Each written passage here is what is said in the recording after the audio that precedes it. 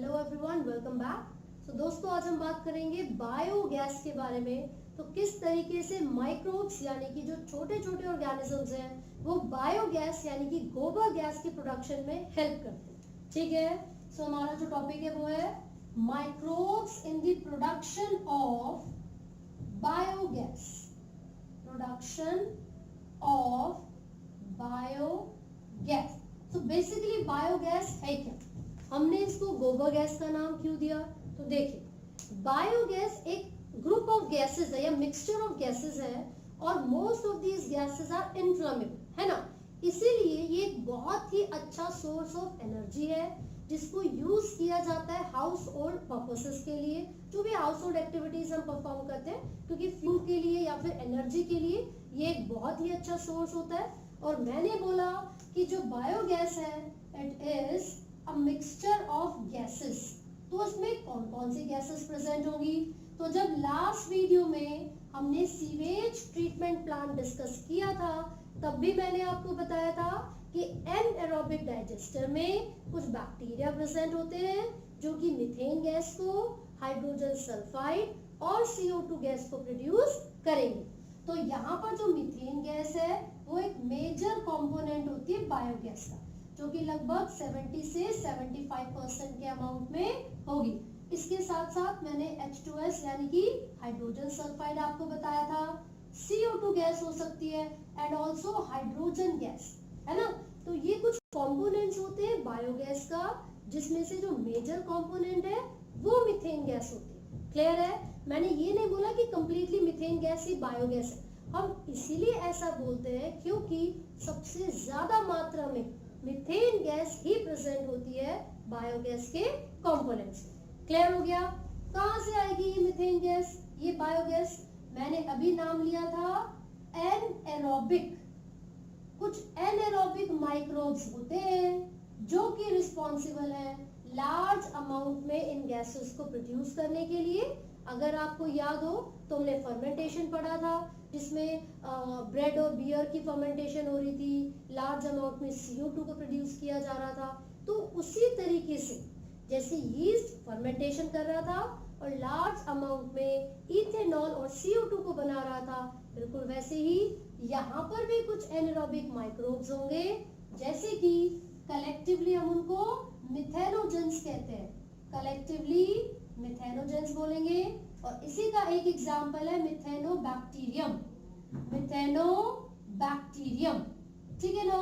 तो अब ये क्या है? ये एनारोबिक बैक्टीरिया है जिसको यूज किया जाता है मीथेन गैस को प्रोड्यूस करने के लिए। अब अगला क्वेश्चन ये है कि मिलेगा वो कहां पर, है ना। तो ये कहां मिलता है? It is found in the rumen.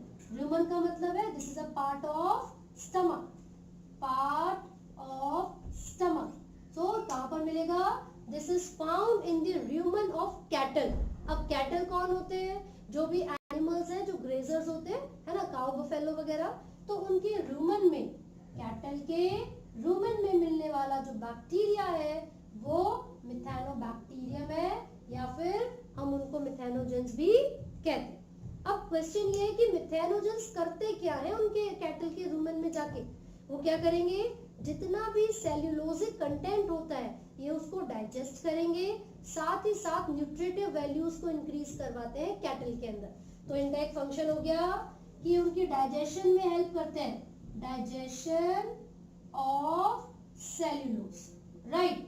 और मैं आपको बता दूं कि जब उनकी बॉडी में डाइजेशन कंप्लीट हो जाएगी तो जो गोबर यानी कि जो डंग रिलीज होगा उसके अंदर लार्ज अमाउंट ऑफ या फिर लार्ज नंबर ऑफ ये जो बैक्टीरिया है मिथेनोजेंस वो प्रेजेंट होते हैं। ठीक है, so these are found in the dung of cattle.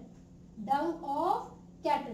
तो यही रीजन है कि बायोगैस प्लांट में जो डंग होता है, जो गाय भैंस का जो गोबर होता है, उसको यूज किया जाता है वाटर के साथ मिक्स करके एक स्लरी बनाकर, और इसी के रिजल्ट में large amount of methane gas या फिर बायोगैस को प्रोड्यूस किया जाएगा।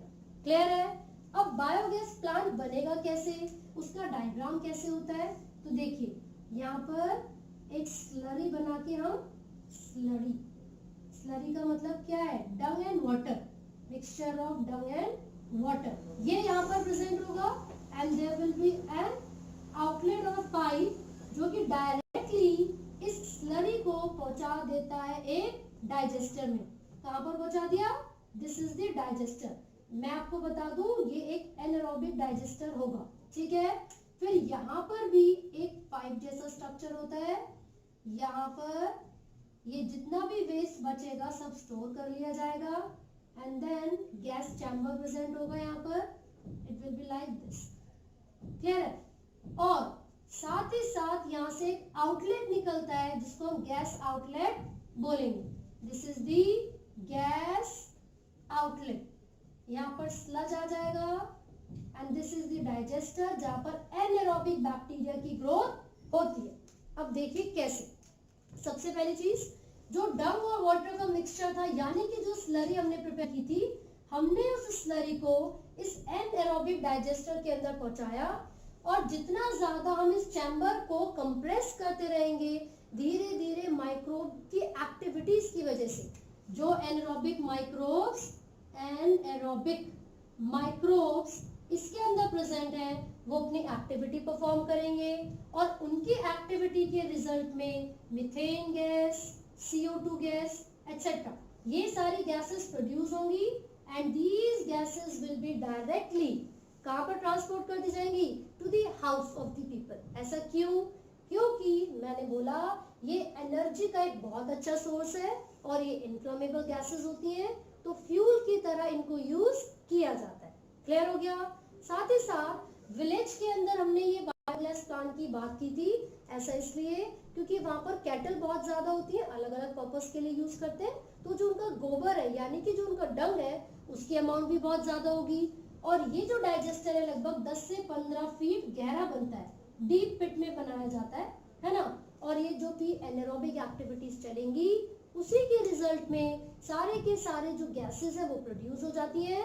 और साथ ही साथ एक बहुत इंपॉर्टेंट चीज आपको याद रखनी है, दो टर्म्स में बता रही हूँ आपको, Indian agricultural research institute IARI और दूसरा है KVIC।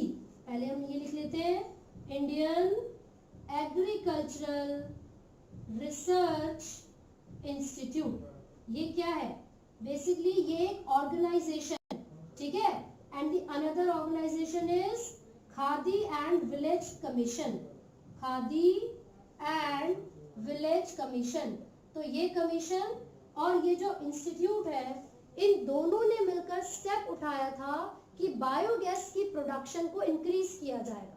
और इंडिया में इन्हीं दोनों की अप्रोच की वजह से अलग अलग जगह पर बायोगैस प्लांट बनाए गए हैं और लार्ज अमाउंट में जो मीथेन गैस है या जो बायोगैस है उसको प्रोड्यूस किया गया है। सो आई होप आपको ये समझ में आया है। इन केस आपको कोई डाउट है तो आप पूछ सकते हैं and do not forget to like, share and subscribe. Thank you.